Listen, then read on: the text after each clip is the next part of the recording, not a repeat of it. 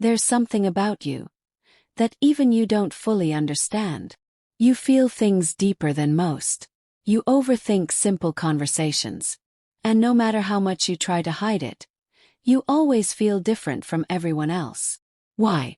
Because suffering leaves invisible marks. And once you see them, you can't unsee them. By the end of this video, you'll finally understand why you are the way you are. And stick around because number 7 is something even psychologists struggle to explain. You might think these are just personality quirks. But what if I told you they're signs of something deeper? Pain changes people, sometimes in ways they don't even notice. It rewires how you think, how you feel, how you interact with the world. And the truth is, those who have suffered deeply carry invisible marks, signs that only those who've been through the fire can recognize. And as we go through these 11 traits, I want you to ask yourself, how many of these feel like you? Trait 1. You apologize, even when it's not your fault. You've probably apologized for something that wasn't even your fault. Maybe a friend or family member was upset, and immediately, you felt the need to take the blame. Maybe it was a misunderstanding, a small argument, or even someone else's mistake. But for you it doesn't matter. You feel compelled to say, "I'm sorry." You don't even know why. It's just automatic. And it's not just with big issues, it's the little things too. If someone's in a bad mood, you find yourself apologizing. If you accidentally bump into someone, even if it wasn't your fault, you still say, "Sorry." Why? Because deep down, you've been conditioned to believe that it's your responsibility to smooth over the discomfort of others. This is a sign of unresolved trauma. You were taught to take the blame, to carry the weight of others' emotions, to suppress your own, and to avoid conflict at all costs. As a child, you might have grown up in an environment where you felt responsible for everyone's happiness, or maybe you were blamed for things that weren't yours to own. Now, as an adult, this pattern sticks with you.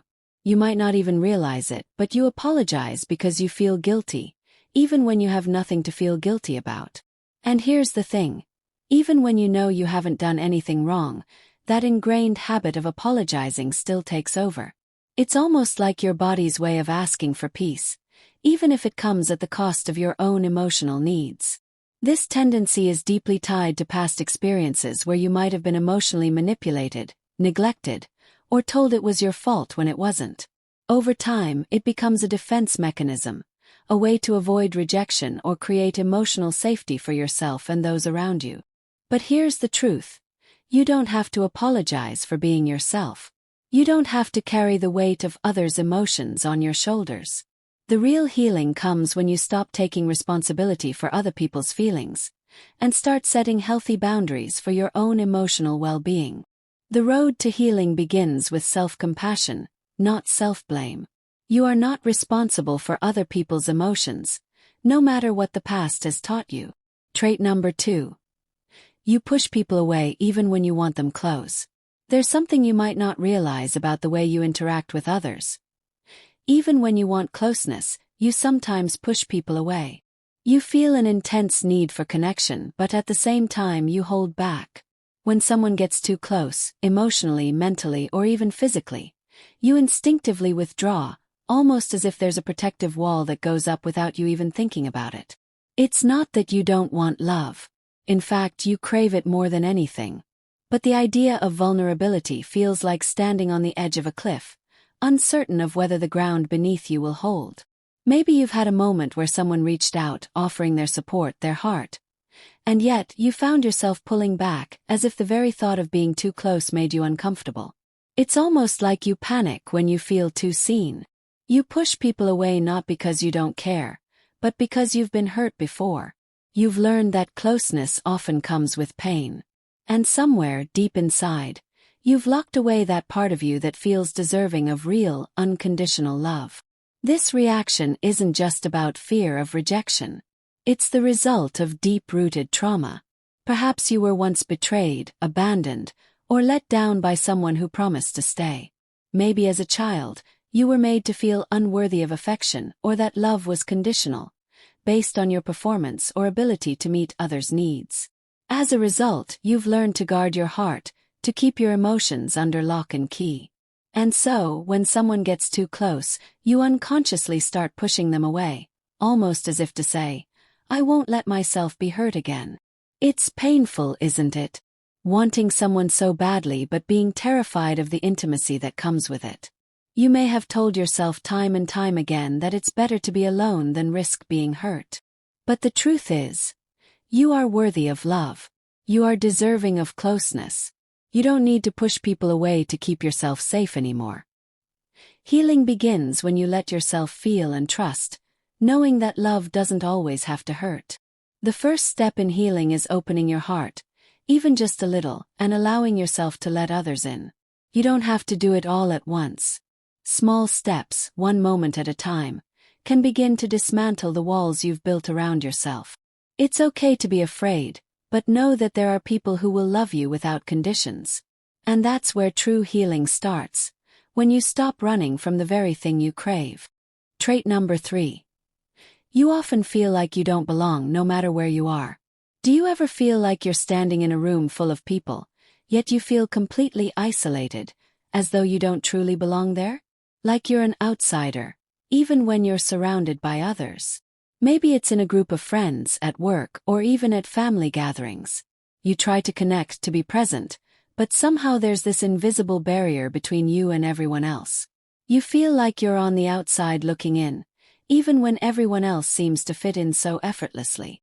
It's a feeling that may have followed you throughout your life.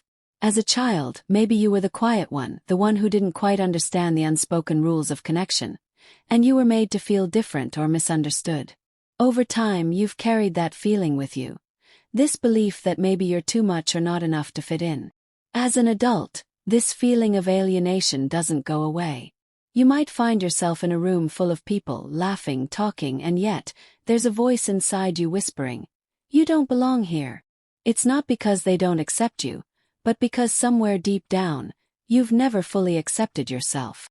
This feeling can be rooted in trauma. Maybe you grew up in an environment where you felt ignored, neglected, or like your presence didn't matter. You were taught to hide parts of yourself to avoid judgment or rejection.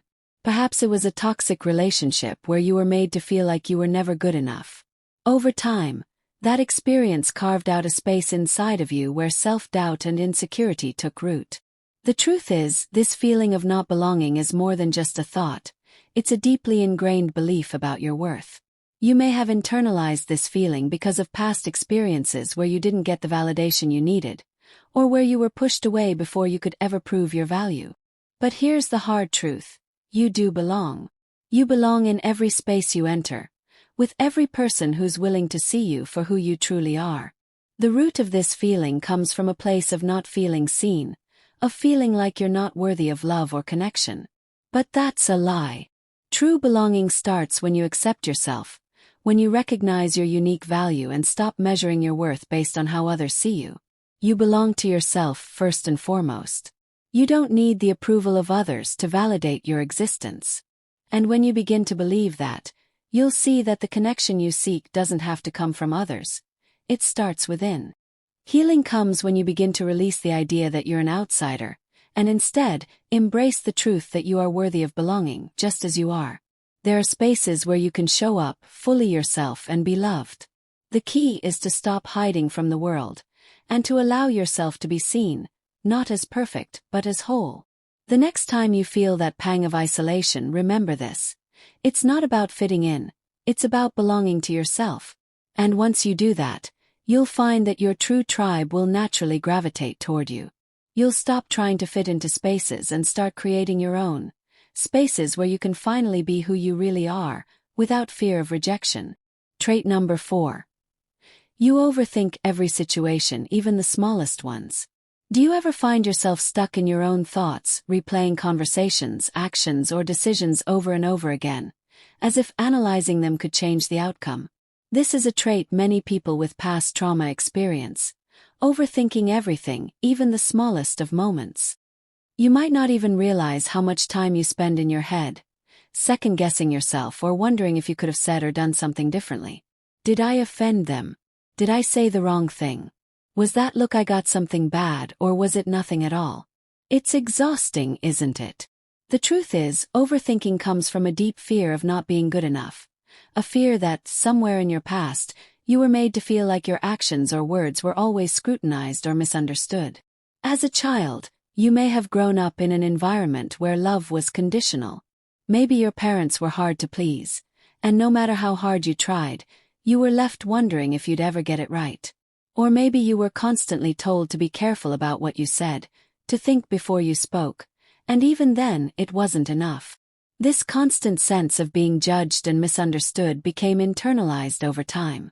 And now, as an adult, you find yourself overanalyzing every word, every look, every moment in an attempt to ensure you're never rejected, never misunderstood again. You might replay a conversation in your head, convinced you said something wrong, convinced that someone's reaction means they don't like you. Even the smallest gesture can feel loaded with meaning. It's a constant cycle, like trying to piece together a puzzle without all the pieces. But this pattern of overthinking isn't about being insecure. It's about surviving. For someone who's experienced trauma, overthinking is often a way to protect yourself. It's like a defense mechanism. You're constantly preparing for the worst, anticipating any possible rejection or hurt before it even happens. The problem is, this constant vigilance only creates more pain, more confusion. It's as if you've become so used to doubting yourself that it's hard to trust your own instincts anymore. Did I say the right thing? Did I do the right thing? Am I worthy of their love, their friendship? And because of this, the smallest of situations feel like mountains, towering over you, and you're not sure how to climb them without tripping. But here's the healing truth. Overthinking doesn't protect you. It only traps you in the past. It's time to let go of the need for constant validation. It's time to stop analyzing every action and reaction as if it defines your worth. The key to peace isn't found in overanalyzing. It's found in accepting imperfection, both in yourself and in others. People make mistakes, and so do you. That's okay. You are not defined by every decision or every word you speak. You are worthy of grace and understanding, both from others and from yourself. When you begin to trust yourself, to know that your intentions are pure, you'll find that overthinking slowly fades away. You'll stop trying to control every situation, and you'll start to simply be in the moment. You'll realize that the world doesn't expect perfection from you. It expects you to show up, real and unfiltered, and that's enough. So, the next time you find yourself overthinking, ask yourself, what's the worst that could happen? Remind yourself that it's okay to make mistakes, that you are allowed to not have all the answers. And most importantly, remind yourself that you are worthy of love, even in your imperfect, unfiltered, and wonderfully human state. Trait number 5. You feel like you can't let go of the past. Have you ever felt trapped in your past, as if no matter how much time passes, the pain still lingers? It's as if your heart and mind keep circling back to old wounds, moments of rejection, betrayal, or disappointment that refuse to fade. You don't want to hold on to them, yet they seem to hold on to you, creeping in during quiet moments, triggered by a word, a smell, or a familiar place. For those who have experienced deep hurt, the past can feel like invisible chains. No matter how much you try to move forward, it pulls you back, making you question if you'll ever be free. Perhaps you've replayed painful words spoken to you or relived the sting of abandonment, feeling as if those moments have been permanently etched into your soul. But here's the truth. Letting go isn't about forgetting. It's not about pretending the past never happened. It's about releasing the power it has over you. It means acknowledging the pain without letting it define you. Yes, the past shaped you, but it does not have to control your future. Holding on to pain may feel like honoring your story, but in reality, it only prevents you from experiencing the love, joy, and peace you deserve. Letting go is a process. It requires courage, time, and most importantly, forgiveness. Not just for those who hurt you, but for yourself. Not because they deserve it, but because you do. Forgiveness doesn't erase the past, but it frees you from carrying its weight into your future. And that future, it is still unwritten. You are not your pain. You are your resilience. But even after deciding to let go, one thing remains difficult: trusting again. Trait number 6. you find it hard to trust others. Have you ever stood at the edge of a relationship, heart hesitant, unsure whether to step forward or stay safely guarded? If you've been deeply hurt, trust becomes fragile, like a delicate thread you're afraid will snap. How do you trust when betrayal has left scars on your soul? How do you believe in people when the ones you relied on the most were the ones who let you down? Trust isn't just about believing someone's words. It's about allowing yourself to be vulnerable again. And for those who have been wounded, vulnerability feels dangerous. Feels like inviting pain back into your life. Maybe you've been abandoned, deceived, or left questioning your worth. The pain you experienced was real, and it changed how you see the world. It's no wonder you hesitate before opening your heart. So, you build walls that protect you but also keep others out. And though those walls shield you from potential harm, they also create deep loneliness. But here's something to consider. What if those same walls that keep the pain out are also keeping healing away?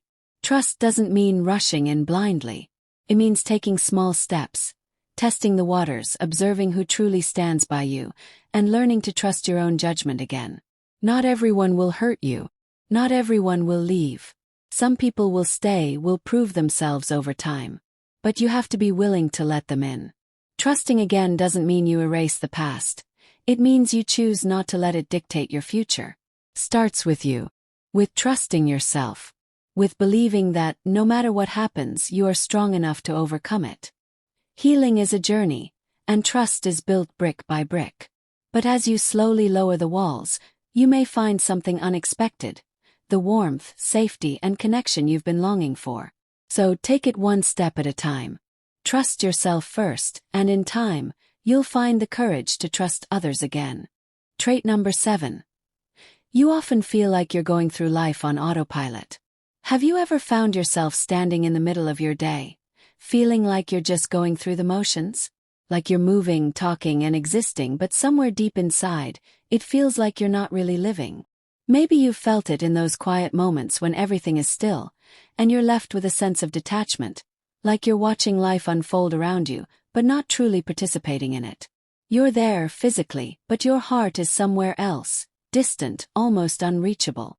For many people who have faced deep emotional pain, this feeling is all too familiar.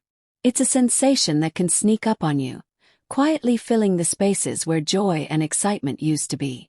And it's not about sadness. It's about something deeper, something harder to explain. It's like you've become disconnected from your own life. Psychologists call it emotional numbness or depersonalization. It's a state where your mind and heart no longer feel fully in sync.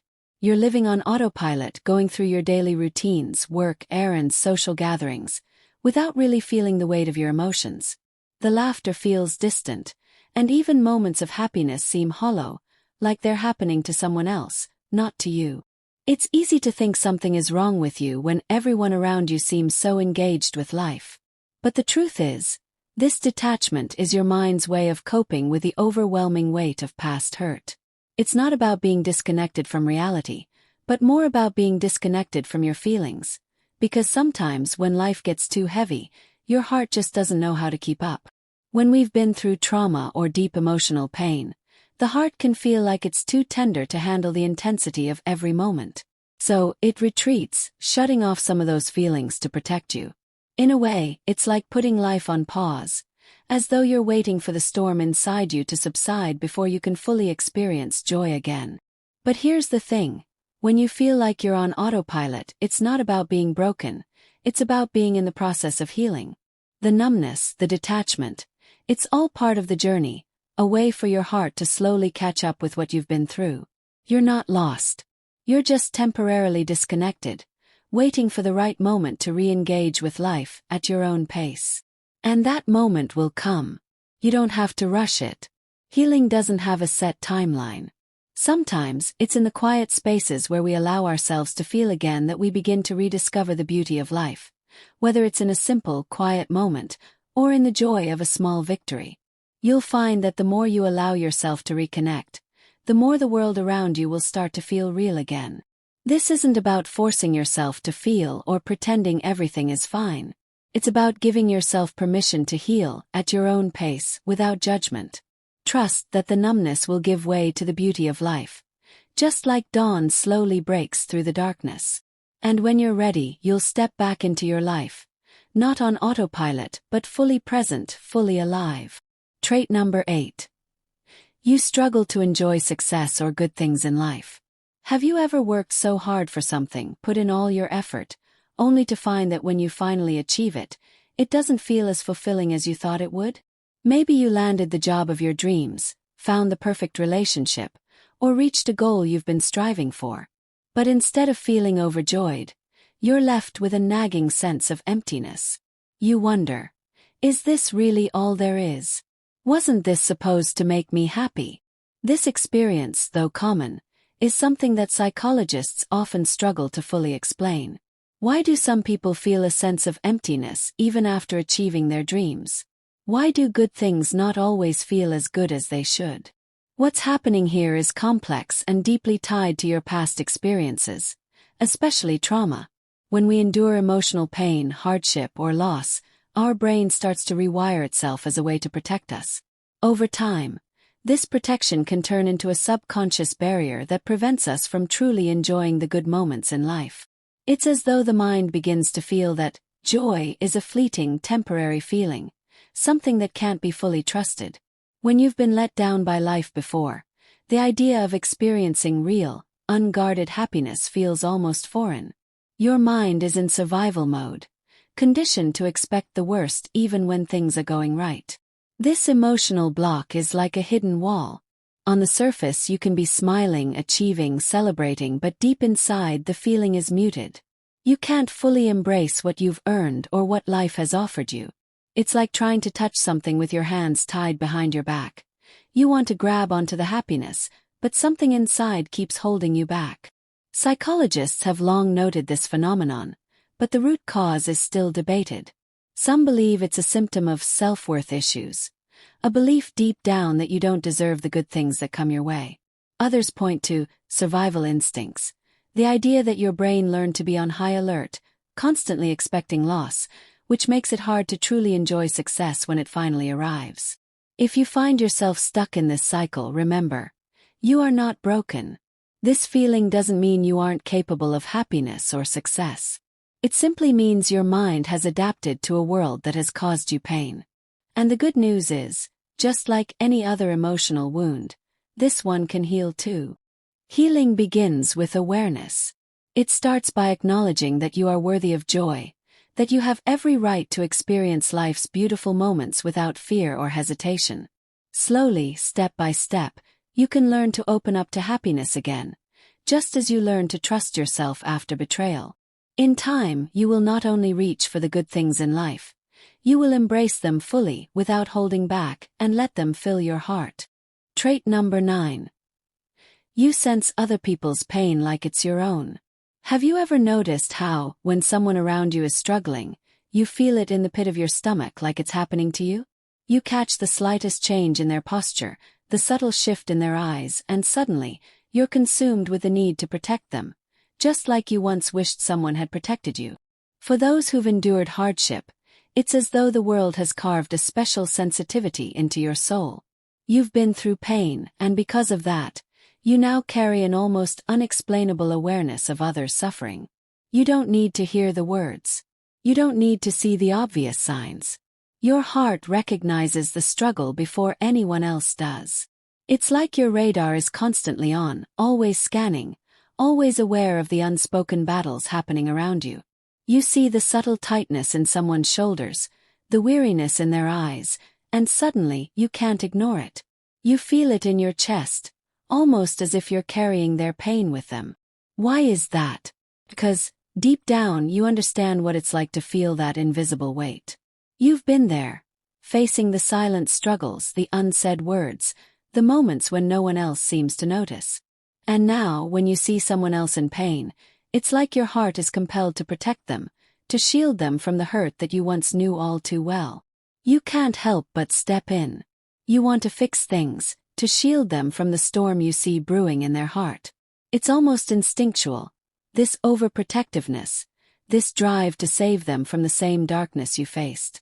You might even become hyper-aware of their every move, silently trying to anticipate what they need before they even say it.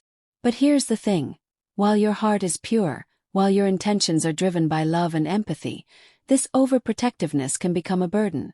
Not just for them but for you. You can't carry everyone's pain.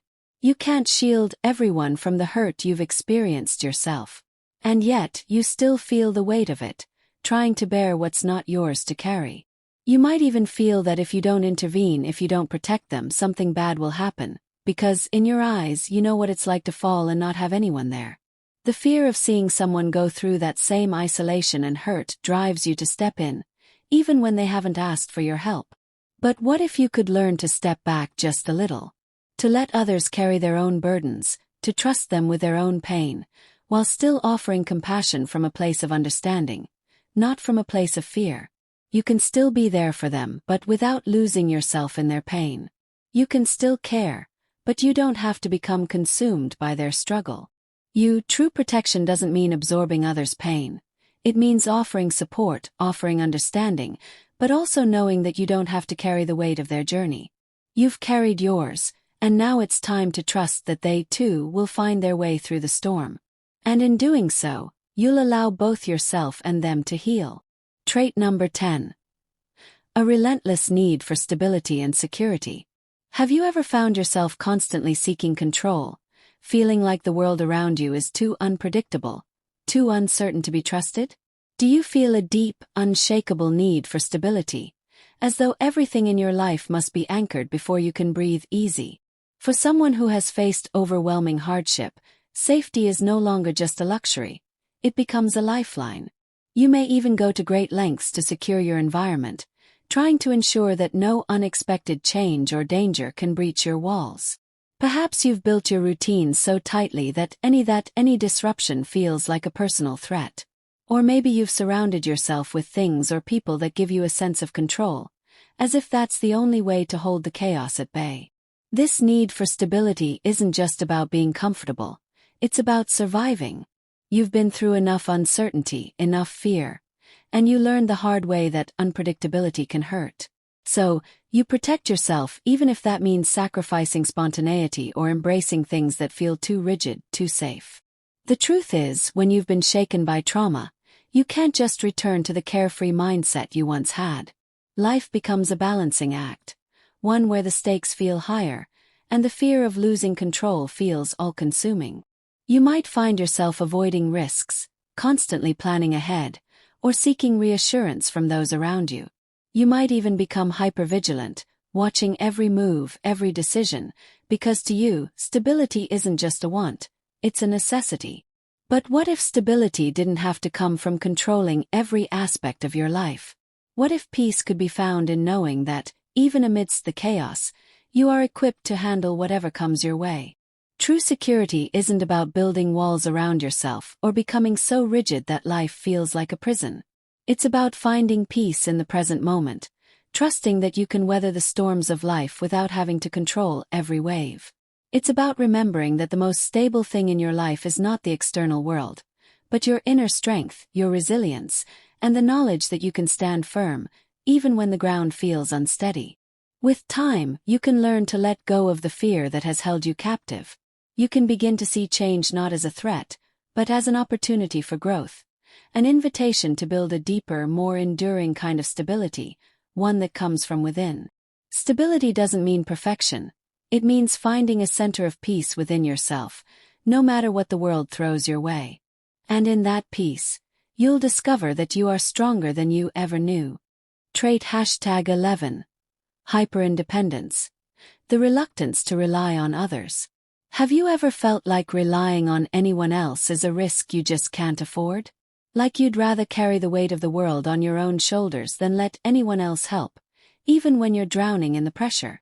Hyperindependence often comes from deep wounds that taught you from a young age that others can't be trusted to take care of you.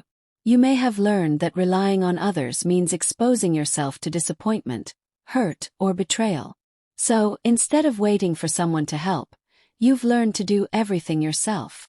You might push away offers of support, even from those who genuinely care.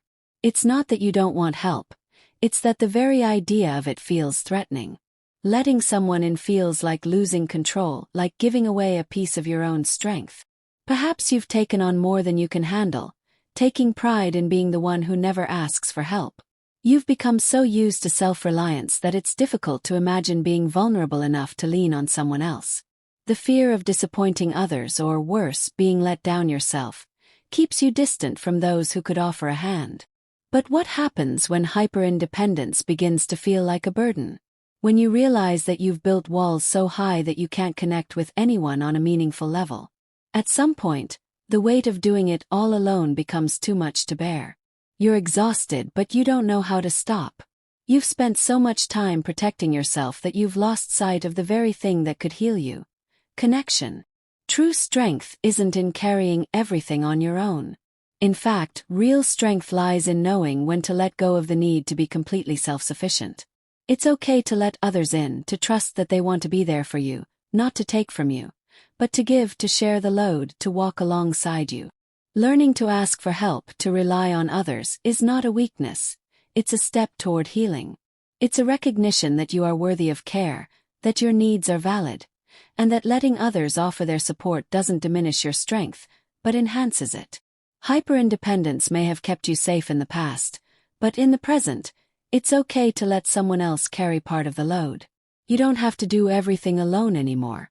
And when you allow yourself to receive, you may find that you not only grow closer to others, but to your own heart as well. You are strong enough to stand on your own, and brave enough to let others stand with you. Together we're stronger. Together we can carry the weight of the world. Trait number 12. Inner resilience. The silent strength born from pain. Have you ever looked back at your life and wondered how you made it through? How you're still standing after everything? You didn't have a map, you didn't have a guide. And yet, somehow you kept going. Inner resilience isn't loud. It doesn't show itself in grand gestures. It lives quietly in the way you show up for your life, day after day. Bruised but not broken. Tired but still trying. It's a strength built not in comfort, but in chaos. Psychologists call it post-traumatic growth, the ability to find strength and deeper meaning in the aftermath of suffering. But what they still struggle to explain is why some people, despite unimaginable pain, rise instead of fall. Why some souls, crushed by life's weight, somehow learn to carry others too. You've been through things most people couldn't imagine. Pain that carved its name into your bones. Loneliness that echoed louder than words. But somewhere inside you, you chose to keep going. Not because it was easy, but because something inside refused to give up. You might not recognize it in yourself. You just call it surviving. But that survival, that quiet refusal to be defined by your pain, is something sacred, something powerful. It's resilience, the kind that's not taught but earned. But here's the truth most people don't tell you. Resilience doesn't mean you're unaffected. It doesn't mean you're fine. Sometimes you've become so good at coping that you forget you're still hurting. That there's healing left to do. It's okay to feel tired. It's okay to let go of the constant pressure to be strong. Because resilience doesn't mean never breaking. It means allowing yourself to break, and still choosing to begin again. You don't have to carry it all in silence. You're allowed to rest. You're allowed to feel. And you're allowed to ask for help, even when your instinct is to just push through. True resilience isn't about going it alone. It's about learning to be human, even after being hardened by pain. The journey to healing begins with honoring your strength, but also honoring your softness. That vulnerable place inside you that still hopes, that still feels, that still believes things can get better. You are not weak for needing rest. You are not broken for feeling weary. You are strong because you've made it this far. And healing isn't leaving your resilience behind. It's letting it carry you into a softer, fuller life. If any of these traits resonated with you, know this. Your pain has shaped you, but it does not define you. You are not broken, you are becoming. Like, share, and subscribe if you're ready to turn your pain into power, and keep walking this healing journey with us.